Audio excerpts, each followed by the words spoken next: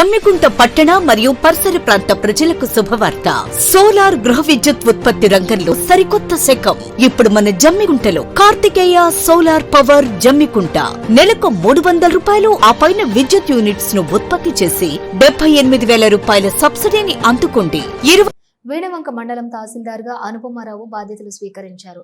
జిల్లా కలెక్టర్ ఆదేశాల మేరకు వీణవంక మండల కేంద్రంలో తహసీల్దార్గా పనిచేస్తున్న రజిత గంగాధర మండలానికి బదిలీ కాగా అక్కడ విధులు నిర్వహిస్తున్న అనుపమారావు వీణవంక తహసీల్దార్గా నియమిస్తూ ఉత్తర్వులు జారీ చేశారు. ఈ మేరకు శుక్రవారం బాధ్యతలు స్వీకరించిన అనుపమారావు మాట్లాడుతూ ప్రజలు తమ సమస్యలు ఉన్నట్లయితే నేరుగా కార్యాలయానికి వచ్చి పరిష్కరించుకోవాలని, వారందరికీ అండగా ఉండి తగిన న్యాయం చేస్తానని పేర్కొన్నారు.